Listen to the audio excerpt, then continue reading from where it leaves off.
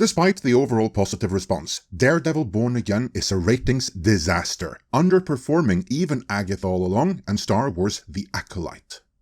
While that will no doubt surprise many in the industry, it shouldn't be surprising to anyone.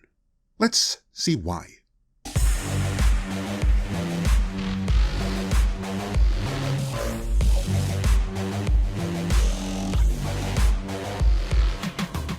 The response to Daredevil Born Again has been a little bit mixed, but on the whole rather positive. 3 episodes in, many even consider it the best Marvel production to be made for Disney Plus yet. Ratings-wise though, it suffers the same problem as Star Wars Andor, which is that while those who are watching report that they like it, there's hardly anybody watching. The viewership data of the first 2 episodes is out, and it's pretty darn bad, with Cosmic Book News describing it as on par with Agatha, lower than The Acolyte, Ahsoka, Loki. Really, all they had to say was lower than The Acolyte, because The Acolyte underperformed any of the others mentioned, it was explicitly cancelled, and now Daredevil Born Again is performing even worse than it. Their write-up reads, Disney has revealed the viewership ratings for the heavily promoted Daredevil Born Again series. And much like the show itself, they're off to a slow start, roughly on par with Agatha, one of the lowest rated shows on Disney+. The numbers are also lower than both The Acolyte, cancelled after 1 season, and Ahsoka, rumoured to be cancelled after its 3rd season, as well as Percy Jackson, and significantly lower than Loki. According to Variety, Disney has reported the first 2 episodes of Daredevil Born Again drew 7.5 million views in its first 5 days, while the site reports it's the best debut for Disney Plus in 2025. What else has been released? Good point. I'm old enough to remember January of last year, when the trades touted Echo as the biggest Disney Plus release of 2024. Not a lot of competition for that title 2 weeks into the year, let's say. But let's move on and see just how big a flop this actually is. So, Daredevil Born Again drew 7.5 million views in its first 7 days, and in the same time frame, Agatha All Along did 9.3 million views, and The Acolyte did 11.1 million.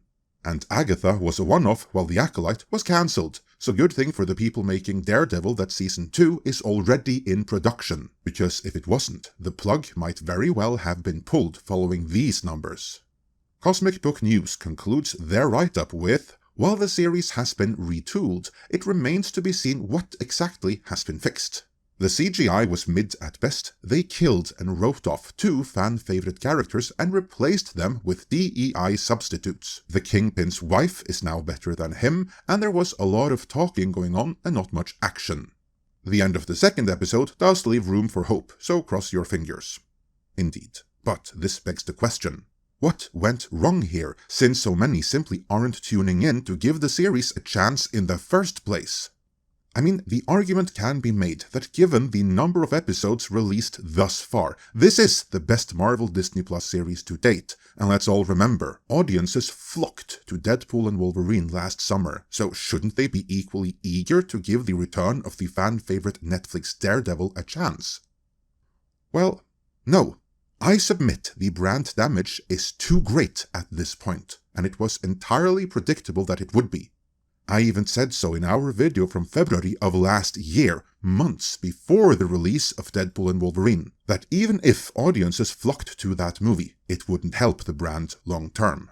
But still assuming that Deadpool 3 knocks it out of the park and fires on every cylinder, it can still give the MCU a jolt in the guise of more audiences being willing to come back to the MCU for the next outing after Deadpool 3. And that's where it falls apart. That's why Deadpool 3 won't help, because after Deadpool 3, we're going straight back to the same DEI trite that destroyed the MCU to begin with. You see, Deadpool 3 will be followed by the release of the Agatha All Along and Ironheart series on Disney+. both of which first and foremost are about lecturing the audience on issues relating to social justice and LGBTQIAP+ issues. And on the big screen, Deadpool 3 will be followed by a reshot Falcon turned Black Captain America and the frankly wrong team of Thunderbolts. Since that video was released, Marvel has wisely pushed back Ironheart. But even so, all the goodwill from Deadpool and Wolverine was wiped out by the combo of Agatha All Along and Captain America Brave New World. And for those who don't pay too close attention to studio divisions, by Kraven the Hunter. Because that's 3 subpar Marvel projects since Deadpool and Wolverine, clearly demonstrating that Deadpool and Wolverine was a fluke, and not any sign of any exciting new direction.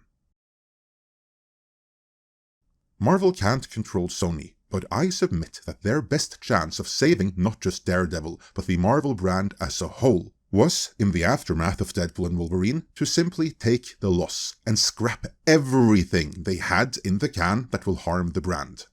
I don't care how much it would have cost them to do that, how many contracts would have to be bought out. That would have been less expensive than sacrificing the goodwill of the entire brand, which is what the release of those latter projects did.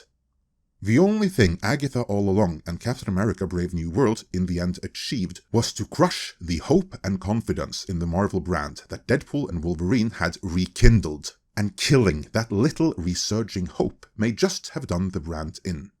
Those projects, coming out on the heels of Deadpool and Wolverine, one on the big and one on the small screen, only asserted to the audience that Marvel no longer means fun, it no longer promises excitement. No, at this point, the Marvel brand is exclusively about talking down to the audience and various assorted wokeness.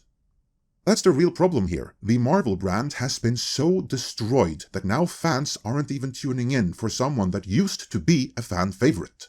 That's bad news for Robert Downey Jr. as Doom right there, but sticking to Daredevil, there's one more problem here as well. In my book, they simply waited too long. It has now been 7 years since the last season of Daredevil aired on Netflix. 7 years. Keep in mind, Marvel has had full access to Daredevil for several years already. Case in point, he made his MCU debut in Spider-Man No Way Home way back in 2021. That was 4 years ago, so Marvel has in fact had him warm the bench for longer than he was locked up in the legal freezer following Disney's premature cancellation of the Netflix series, something which only happened because they were taking on Netflix with Disney+, a move which did not age well. Something else which did not age well was Daredevil's guest appearance in She-Hulk and Kingpin's appearance in Echo. Between the two, Marvel actually managed to ruin the comeback of 2 of their biggest characters. That's quite the feat right there. So, to sum it all up, they waited until all the hype was gone, as well as all the goodwill for the Marvel brand as a whole, before they brought Daredevil into the fray for real. That falls into the too little, too late category. Or is there hope still? Can Daredevil do what Andor couldn't and actually pick up more viewers as the series progresses? What chances do you give Born Again, and at this point, the Marvel brand as a whole? Let me know in the comments.